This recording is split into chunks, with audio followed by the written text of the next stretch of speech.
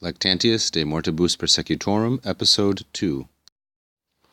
Excitavit enim Deus principes, qui tyrannorum nefaria et cruenta imperia resciderunt, et humanogeneri providerunt, ut iam quasi discusso tristissimi temporis, nubilo mentes omnium pax iacunda et serena laetificet, nunc post atrae tempestatis violentos turbines, placidus aer et optata lux refulsit.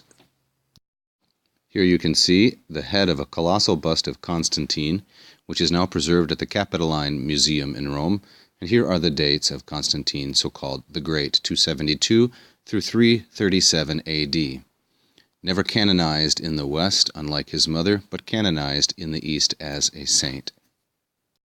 Now Lactantius continues his argument. For, he says, enim, God raised up, excitavit, he aroused or raised up, principes, civil rulers.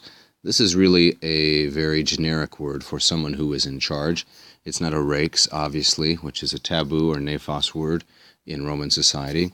It's not a dominus, like the dominant of Diocletian. It's a fairly generic word. For God raised up princes, and notice that it's plural. This is also quite interesting. Thus it doesn't refer exclusively to Constantine, to princes who, and this begins a relative clause. We must look then for the finite verb which concludes it. Resciderunt is an early conclusion. The second conclusion is providerunt. So there we have the structure of the relative clause. For God raised up princes who, resciderunt, cut back or rescinded the nefaria et cruenta imperia, the wicked, unspeakable, and bloody or cruel commands of the tyrants. And by placing tyrannorum first, Lactantius signals to us the main content of this clause, qui tyrannorum here in the masculine, plural, and genitive. And what else did they do? They providerunt humanogeneri. They had concern for, this is the verb provideo, which takes the dative case, to see in advance. It gives us the word providence and prudence. And they oversaw or looked out for the good of the human race, humanogeneri.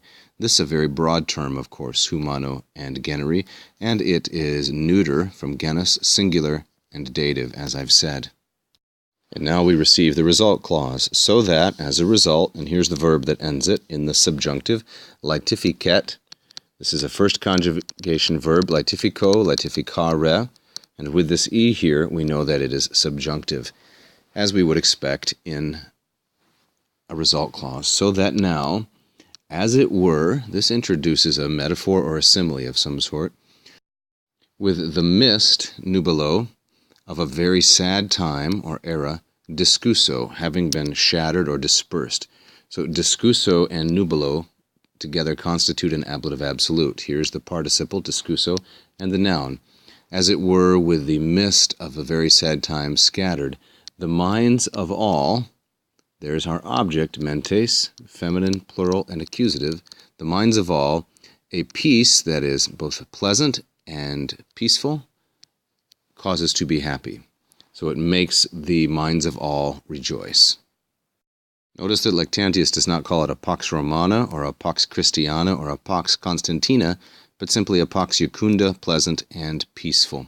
We'll save this last portion for the next episode.